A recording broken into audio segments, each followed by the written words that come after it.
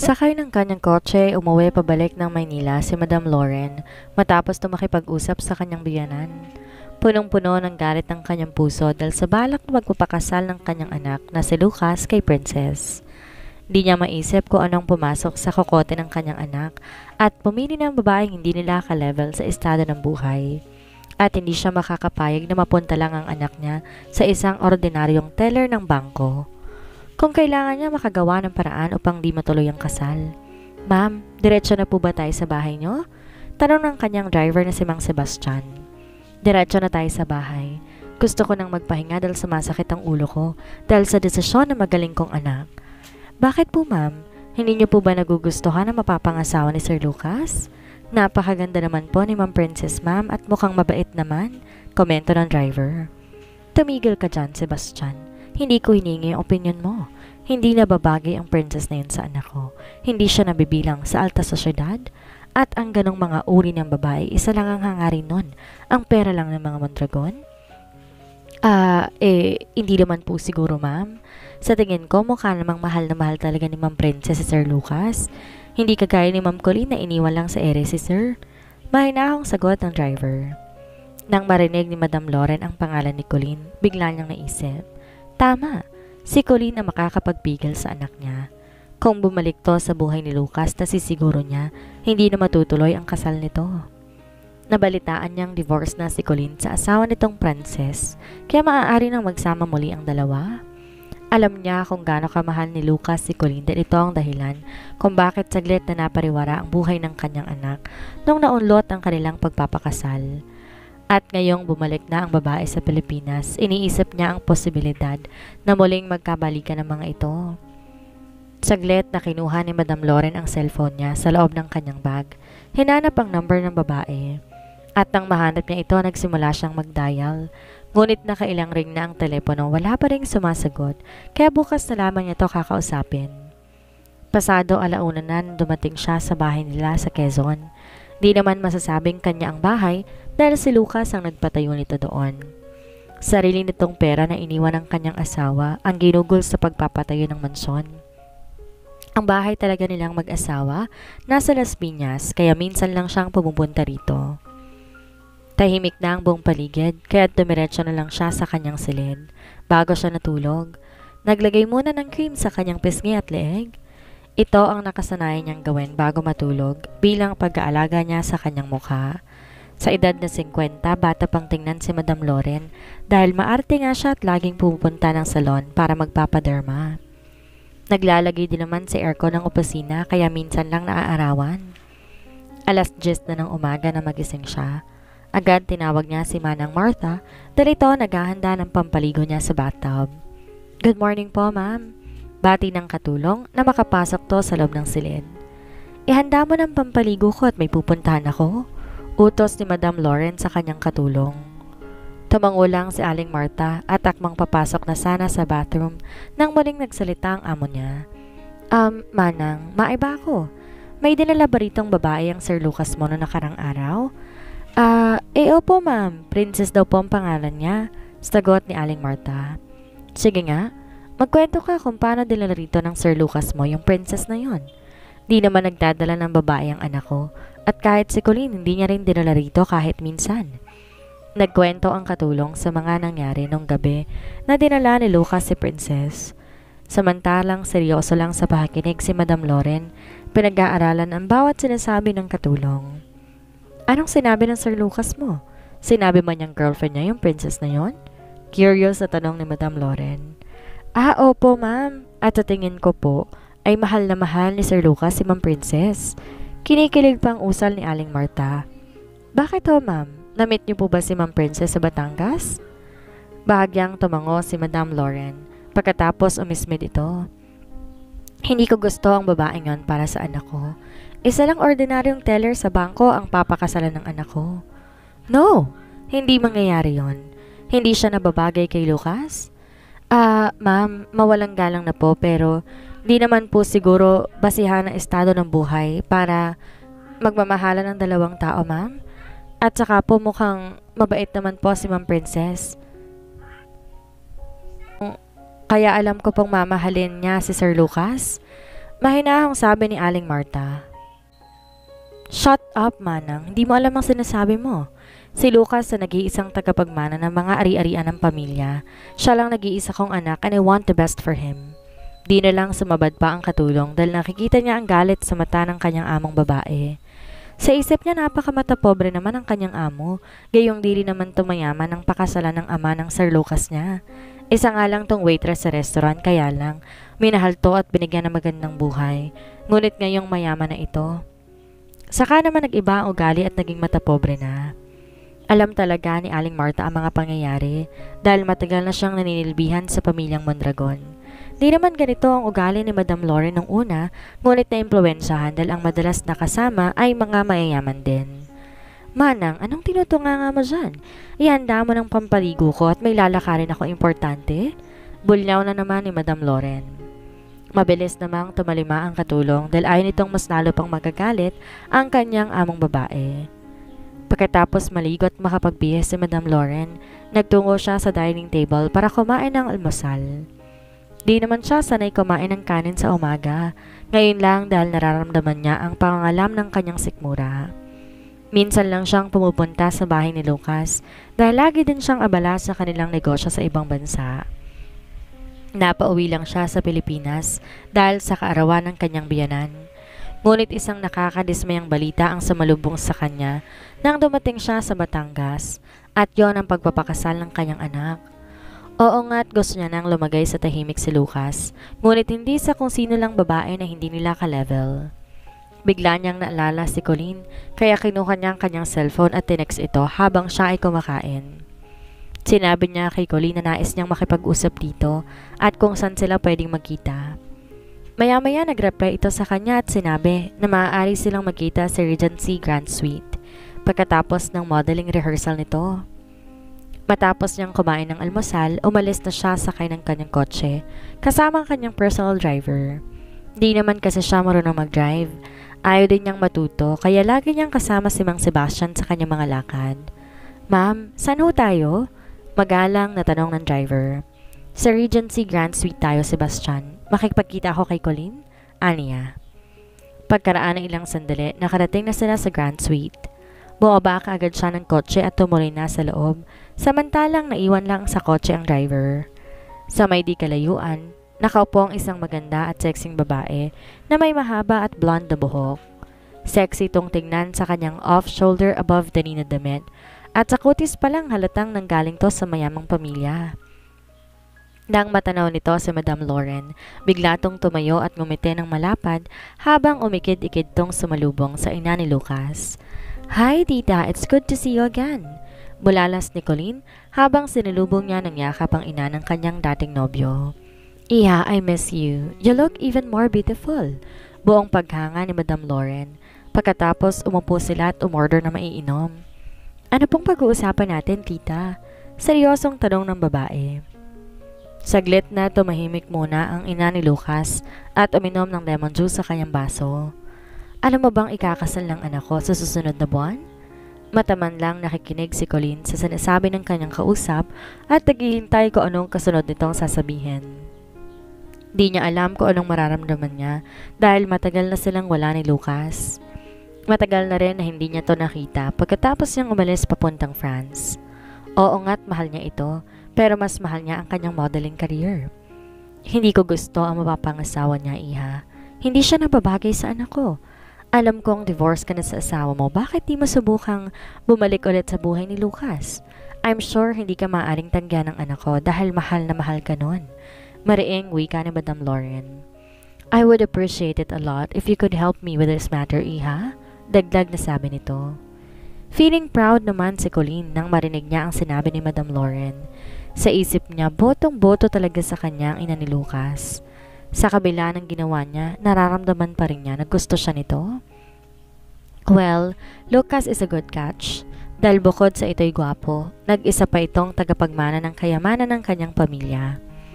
Di hamak na mas mayaman ang pamilya ni Lucas kesa sa kanya, kaya kung mapapangasawa niya ito, maaari nang maisalba ang kanilang palibog na negosyo at may chance pa tong makabangon at muling mapapabilang sa nangungunang advertising agency sa buong Kamaynilaan.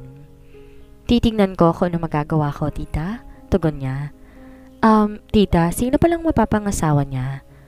Hay nako, isang Princess de la Cruz. Karaniwang teller sa Bangko de Oro, anak ng isang magsasaka at labandera sa probinsya? I don't believe na mahal niyang anak ko. Alam ko, pera lang ang habol niya kay Lucas at hindi ako makakapayag na magtagumpay siya. Naiirita ng wika ni Madame Lauren. Di naman siya makapaniwala sa kanyang narinig. Princess de la Cruz. Of course, kilala niya ang babaeng yon. Para ba niya makakalimutan ang babaeng umagaw sa kanyang ultimate crush na si Amir Castillo? So ang ibig sabihin pala nagtagumpay siya sa kanyang planong paghiwalayan ng dalawa. Kung napaghiwalay nga niya sina Amir at Princess, kayang-kaya din niyang paghiwalayan ang babaeng yon at si Lucas. Sumilay ang makahulugang ngiti sa mga labi ni Colleen. Tita, don't worry. Hindi matutuloy ang kasal ni Lucas at ang babaeng yon. Babawiin ko ang anak ninyo sa kanya? Parinigurong wika ng babae. Oh, ano nangyari sa'yo at parang masasabitan ng basket niyang uso mo? Tanong ni Lucas kay Princess nang makapasok sila sa loob ng guest room. Alam mo, Mr. Lucas, bakit di na lang natin sabihin sa mommy mo na nagpapanggap lang tayo at binabayaran mo lang ako para mapagbigyan ko ang kahilingan ng lolo mo? Kesa naman nagkakagulo kayo, diba? Wika ni Princess habang nakaupo to sa malambot na kama. No way! Walang dapat makakaalam sa kasunduan natin, Miss Princess. Malinaw sa iyo yan, kaya wag na wag mong mabanggit sa kahit sino man ang tungkol sa kontrata. Maliwanag? Nagkaroon ng sandaling katahimikan. Iniisip niya bakit ayaw sabihin ni Lucas sa mommy nito ang kanilang kasunduan. Siguro naman may intindihan to ng mommy niya dahil iniisip lang naman ito ang kilaliligaya ng kanyang lola. Kaysa naman patuloy na magagalit sa kanya ang ina ng lalaki, mas mabuti pang sabihin na lang ang totoo. Pero nakasaad doon sa kasulatan na walang dapat makakaalam ng katotohanan. Napabuntong hininga siya dahil kung alam lang ni Madame Lauren na nagpapanggap lang silang dalawa ng anak nito, siguro hindi ito magagalit sa kanya at pagsasalitaan siya na masama. Bakit? May sinabi bang mommy sa'yo? Tanong ng binata habang umupo to sa couch na malapit sa kama. Hindi siya sumagot. Ayaw niyang magsumbong sa lalaking kanyang kaharap dahil tiyak naman niya hindi to kakampi sa kanya. Of course, doon talaga to kumampi sa nanay niyang mata pobre. Siguro nga ganun talaga kayong mga mayayaman, no? Ayaw niyong makapangasawa na mahihirap dahil ang iniisip ninyo pera lang ang habol sa inyo. Mariing wika niya. Umasim ang mukha ng lalaki at tumingin to na masama sa kanya. Anong ganun kaming mayayaman? Naiiritang tanong nito. Hay nako, ewan ko sa'yo. Bakit di mo subukang kausapin ang nanay mong mata pobre? Akala niya interesado ako sa kayamanan ninyo. Hindi ako interesado sa'yo, lalo na sa pera mo. Nagkataon lang na nagkasakit ang tatay ko at kailangan niya ng operasyon, kaya ako nakipagkasundo sa'yo. Himutok na usal niya. Hindi naman din ako interesado sa'yo, Miss Princess. Kaya wag mong masabi-sabi sa akin ang mga bagay na yan. Kung yun ang pagkakakilala mo sa mommy ko, di magtiis ka dahil nasa ilalim ka ng kasunduan ko. Galit na tugon ng lalaki, tsaka lumabas to ng kwarto at pabagsak na sinara ang pintuan. Inis na inis talaga siya. At kung ganun nga lang sana kadali ang umurong sa kasunduan, marahil kanina pa niya yon ginawa na makabalik na siya ng Maynila. Kaya lang maganda naman ang pakikitungo sa kanya ng lola ni Lucas at ayaw niyang sumama ang loob nito. Isa pa nangako siya sa matanda na hindi niya iiwan ang apo nito kahit anong mangyari. Hindi niya lubos maisip kung bakit naipangako na yon kay Doña Lucita, gayong kunwari lang naman ang lahat. Binuksan niya ang luggage na dala ni Lucas. Nakita niya roon ng mga damit pantulog, pati na rin blouse at pantalon at may mga undies pa. Hindi niya alam paano natansya nito ang size niya at sa tingin niya kasyang-kasya sa kanya ang mga damit. Kinuha niya ang tuwalya at pumasok ng banyo. May bathtub din sa loob at kompleto ang mga gamit pampaligo. Binuksan niya ang hot shower at ninanamnam ang maligamgam na tubig na dumampi sa kanyang balat. May available naman na toothbrush sa tingin niya kabibili lang, kaya ginamit niya yun at nagsimulang magsipilyo. Pagkatapos sinabon niya ang buo niyang katawan, naglagay ng shampoo sa kanyang buhok. Pagkaraan ilang sandali, lumabas siya ng banyo at nagtapis ng tuwalya. Kinuha niya ang underwear at terno na pajama at nagbihes. Nakita niya ang blower sa ibabaw ng dresser, kaya kinuha niya yon para patuyuin ang kanyang buhok. Maya-maya ay nagring ang kanyang telepono at nang tingnan niya, ang kanyang best friend na si Faye ang tumawag. "Hello Mars, kamusta ka dyan? Maayos bang pakikitungo ng pamilya ni Lucas sa'yo?" Tanong nito. "Okay lang naman ang lola ni Lucas, Mars.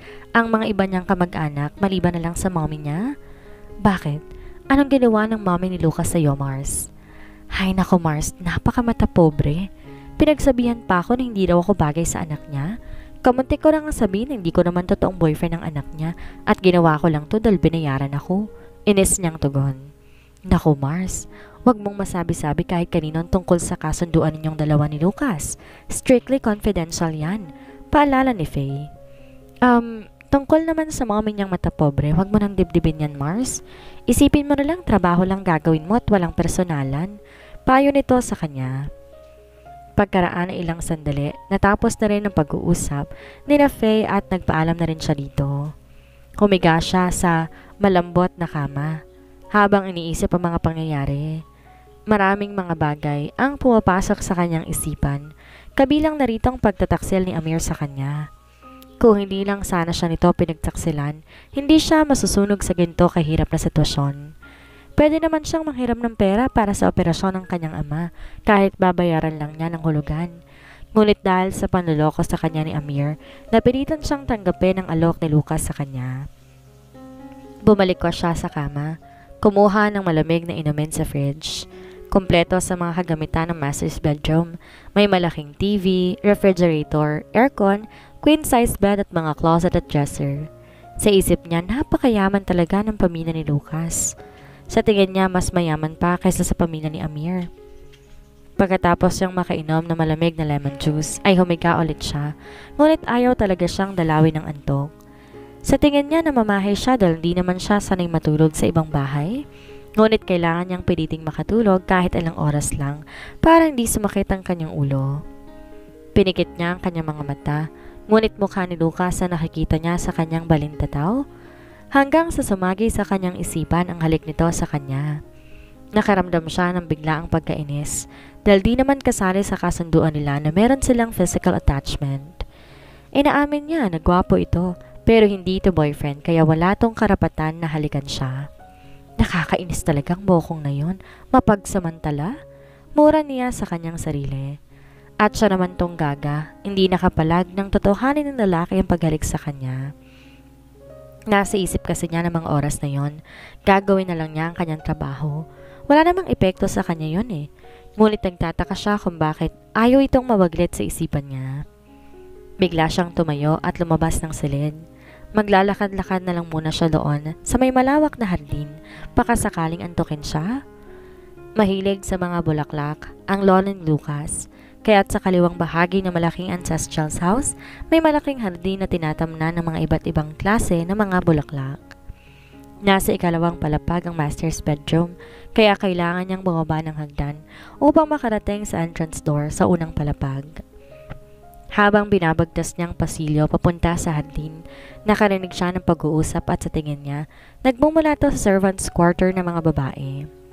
Sa tingin niya, magkahiwalay ang servants' quarter ng mga babae kasi nakikita niya nasa bandang unahan ang sa mga lalaki. Hindi alam ni Princess kung ano nagtulak sa kanya upang lumapit doon dahil gawa lang naman sa kahoy ang servants' quarter kaya maririnig ng sino man ang pag-uusap ng mga tao sa loob.